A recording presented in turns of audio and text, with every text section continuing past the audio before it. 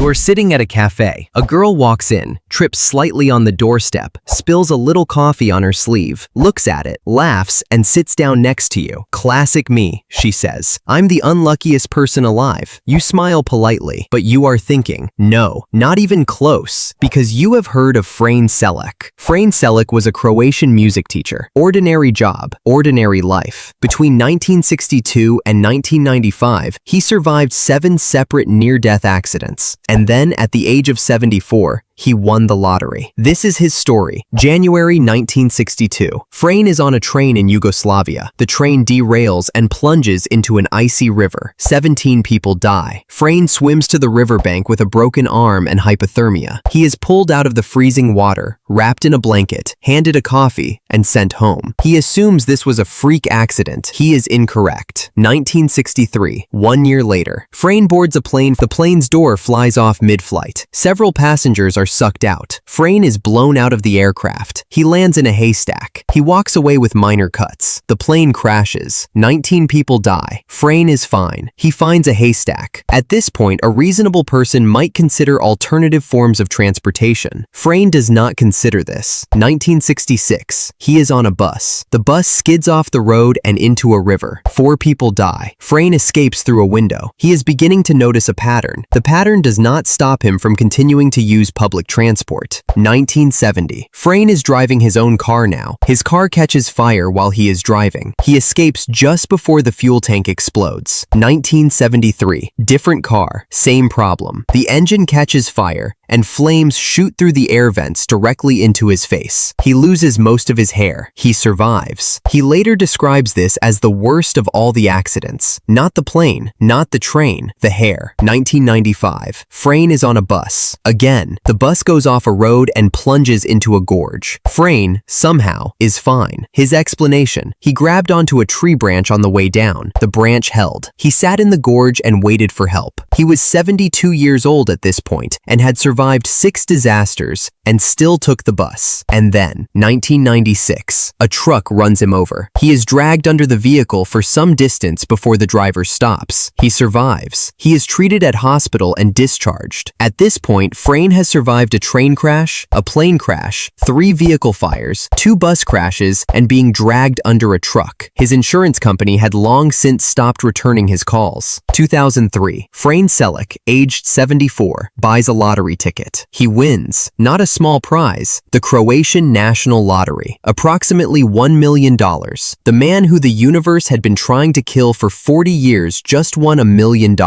He reportedly said, upon hearing the news, that he finally felt like the luckiest man alive. The journalist who covered the story gently reminded him of the train. He acknowledged the train. Statisticians have since attempted to calculate the combined probability. The number they arrive at is so astronomically small that it essentially has no meaningful comparison. You are more likely to be struck by lightning while holding a winning scratch card while being photobombed by a celebrity than to live Frane Selak's life. And yet here he was, alive, rich, with significantly less hair than he started with. What did he do with the $1 million?